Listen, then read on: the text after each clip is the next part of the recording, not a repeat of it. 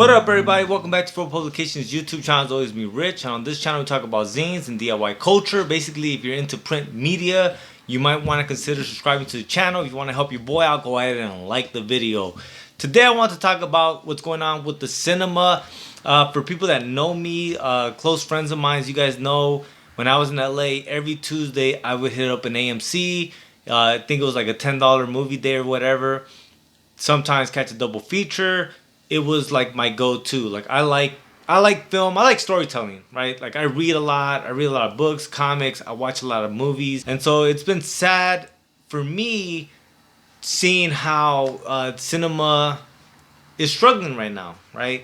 I know that the theater right here by me is open right now, but there's nothing new to watch other than Christopher Nolan's Tenet, which I want to watch, but I'm not, because I'm going to do the responsible thing and not go to the theaters right now. And so in light of that situation, what do? You watch more content that's created and streaming online.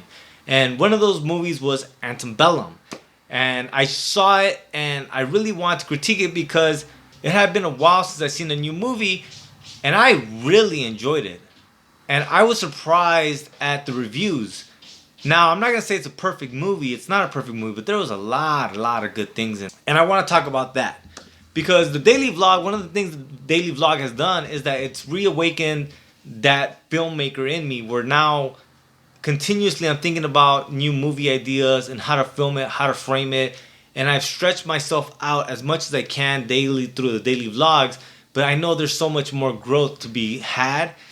So I was dissecting Antebellum because I just couldn't understand its Rotten Tomatoes score. I couldn't understand it. And I read through some of the reviews and I just didn't understand what everyone's problem was with the movie. The critics, though, like I always tell people, I don't trust anything critics say anymore. Critics, they gave 90% to Star Wars, The Last Jedi, and anyone that's seen Star Wars, The Last Jedi knows that shit was garbage. So how that got such a high rating, I don't know. It goes to show you that money matters. I'm gonna start off by saying what it did well. To begin with, it really played on this idea that you've seen this movie a million times. And it really lured you into the story on that premise.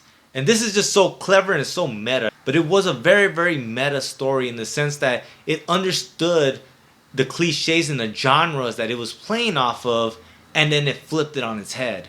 And it did it so well. I caught myself in the beginning of the movie saying things like, oh, well, that's not historically accurate. Oh, that's this, that, this. Now, spoilers alert. If you haven't seen it, you're planning on seeing it, I suggest you stop watching the video now. Those discrepancies, once it comes to light, the third act, and ultimately what the writers and directors did, because it's a duo, but once that comes to light, you begin to understand why those discrepancies were put in the beginning of the movie. And it just makes more sense. And as you see that, you begin to understand how it flips and how they didn't fall into the cliches, but they played off of them. The characters were great. They were amazing. It was a very, very small cast. It was a lot of showing and not telling. One of the problems that a lot of filmmakers have is that they do a lot of exposition. This didn't have as much exposition as you would assume. It really showed you a lot of these atrocities, and then you begin to understand what's going on through you watching these images and these actions and these things that are going along. It's much more powerful in any movie to show rather than tell. And they did that well. But wasn't a perfect movie. So what was wrong with it? Some of the scenes were a bit too long. Some of the characters served no purpose. And some of the banter between those characters, it was just useless. It didn't serve a purpose. And when I see and I dissect films, I always think that every minute has to count. Every minute has to matter, right? And what ended up happening with these scenes is that it threw the pacing off. I think the movie was amazing, and I think that, and mind you, there's no editor attached to it, right, on IMDb and none of that. So I think the writers/directors were also the editors. And that becomes problematic because what ends up happening is that they think themselves so clever, and they think these things are so clever, and they understand what's going on, and they have a sense of it more than other people. But then for us, the audience, It was a good movie. If I had to give it a rating, I would say, close to 4 stars for me personally. Like I said, like the re-editing, I think would have made a big difference if they had a professional editor really sit down and not be so delicate with it, right? Because a lot of times when you're the writer, director, and editor, every scene to you is kind of precious, right? Or you wouldn't have written it, or you wouldn't have shot it. So the fact that you wrote and shot it means that for you, these things are precious, and then you become that much more hesitant to just cut something that you should just fucking chop. And I think that's what ended up happening to this movie, and them not cutting these things left to a lot of dead weight that would have, which would have made the movie flow a little better. But well written, the acting is great, the cinematography is great, a lot of the framing, which is something I always focus on, just because like I just really enjoy good framing.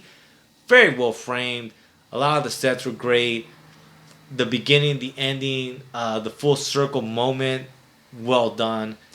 It's really worth the watch, you guys. So if you guys are able to watch Antebellum, peep it out. That's it, man. That's my Antebellum review, and expect some short films coming soon, man. Like I said, I think I'm gonna get back on doing the one short film a month, and I got some really good ideas I've been jotting down, getting ready to go ahead and film. Alrighty, guys. Thanks so much for watching. Until next time, lates. Fight the fascists.